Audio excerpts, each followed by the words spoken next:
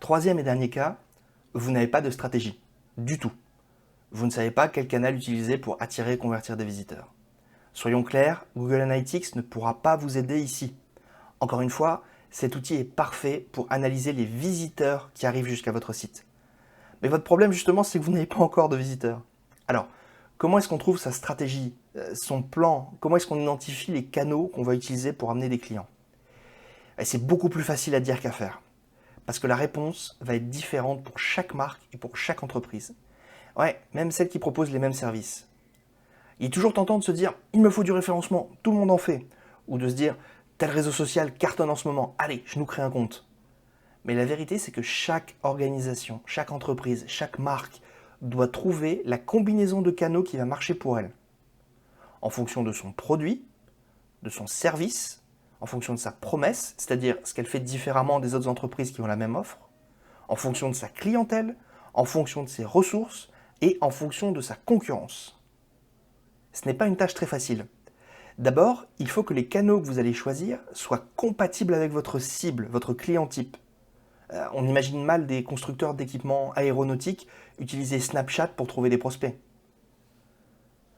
Ensuite, il faut qu'il y ait suffisamment de gens accessibles par ce canal. S'il y a moins de 10 personnes par an qui cherchent des infos sur votre produit dans Google, le SEO n'est peut-être pas la bonne solution. Ajoutez à ça que le canal en lui-même doit être rentable par rapport au produit que vous vendez. Vous n'allez probablement pas recruter une équipe de commerciaux à temps plein pour appeler à froid des particuliers et leur vendre des trombones à 2 €.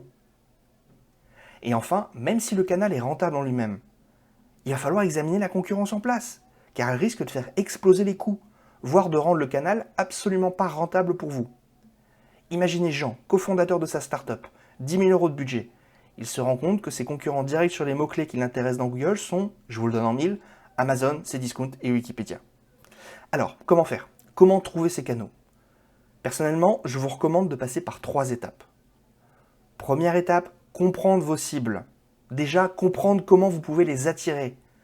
Pensez aux clients types que vous voulez attirer. Comment est-ce que ce type de personne recherche de l'information autour des produits ou des services que vous proposez? Par les moteurs de recherche? Ok, mais avec quels mots-clés? Est-ce qu'elles vont poser la question dans des forums ou dans des groupes privés? Et mettons de côté les moments où votre cible recherche activement de l'information. En temps normal, comment est-ce qu'elle est exposée à de l'information? Où est-ce qu'elle passe du temps sur Internet? Sur quels réseaux sociaux? Sur quel site? Quel blog? Auprès de quels influenceurs? Dans un cas comme dans l'autre, la recherche active ou la recherche passive, quels sont les formats qui leur parlent quand elles s'intéressent à des produits ou des services comme ceux que vous proposez? Est-ce qu'elles lisent plutôt des articles de blog? Est-ce qu'elles regardent des vidéos? Est-ce qu'elles écoutent des podcasts? Est-ce qu'elles cherchent des comparatifs? Est-ce qu'elles regardent ça tranquillement le week-end ou d'une oreille distraite dans les transports? Et comprendre comment les attirer, c'est une chose, mais qu'est-ce qui les intéresse? Qu'est-ce qui les motive? Quel est le besoin ou le problème qui peut les pousser à s'intéresser à des produits ou des services comme ceux que vous proposez? Pourquoi maintenant? Quel est le déclencheur? Quand est-ce qu'elles se rendent compte de ce besoin ou de ce problème? S'il n'y a ni problème ni besoin, quelle est l'opportunité que votre produit ou votre service leur permet d'exploiter? Est-ce que vos cibles sont conscientes de cette opportunité? Toutes ces questions sont vraiment vitales. C'est la première étape, celle qui va vous aider à comprendre votre cible. Ensuite, on va pouvoir passer à la deuxième étape. Quelle place votre site peut jouer dans la vie de ces personnes? Quand, où et comment votre site pourrait-il se glisser dans la vie de ces gens, de manière naturelle et non intrusive? Réfléchissez aussi bien au moment où vos cibles cherchent activement de l'information, par exemple quand elles tapent « Comment choisir une piscine » dans Google, et au moment où elles consomment de l'information, par exemple quand elles suivent une influenceuse lifestyle sur Pinterest qui parle de piscine et de décoration de jardin. Essayez de lister tous les moyens qui font sens pour votre entreprise et de les classer par ordre de pertinence. Cette étape sera beaucoup plus simple si vous connaissez bien les différents canaux et leur fonctionnement. Enfin, dernière étape, qu'est-ce qui est jouable pour votre entreprise quand vous prenez en compte la concurrence déjà en place et les ressources dont vous disposez?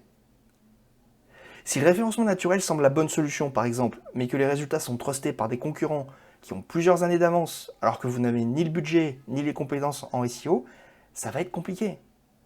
Voilà, ce sont les 3 étapes. Premièrement, comprendre votre audience. Imaginez comment votre site peut se glisser dans la vie de votre audience. Et enfin, analysez ce que vos ressources et la concurrence vous permettent. Et vraiment, j'insiste, l'étape la plus importante de ces trois-là, celle où malheureusement la grande majorité des entrepreneurs échouent, c'est de comprendre votre cible. C'est la clé pour réussir. Analyser son audience est la compétence la plus importante qu'un marketeur puisse avoir aujourd'hui. C'est un vaste sujet. Mais comme ce n'est pas le sujet de la vidéo et qu'il est impossible de le couvrir en quelques minutes, je vais simplement vous laisser avec quelques pistes. Si vous avez déjà des clients, alors parlez-leur. Discutez avec eux. Même 5 échanges de 15 minutes chacun peuvent vous apporter énormément d'idées et d'informations sur votre client type. Ou au moins, parlez avec les gens dans votre entreprise qui connaissent bien vos clients, les commerciaux, les chargés de compte, les gens qui ont conçu le produit ou le service. Si vous n'avez vraiment rien de tout ça, trouvez des gens qui utilisent les produits services de vos concurrents, ou trouvez des gens qui ressemblent beaucoup à votre cible, ou identifiez des communautés de gens qui ont des centres d'intérêt communs avec la cible que vous imaginez et allez leur parler. C'est vraiment le mot-clé, il va falloir parler à des gens, passer des coups de fil, prendre des cafés, discuter. Vous ne pourrez pas faire cette phase tranquillement installée derrière votre écran. Elle est vraiment importante, ne la sous-estimez pas. Voilà, c'est tout pour ce dernier cas. Je vous retrouve dans la conclusion de cette formation.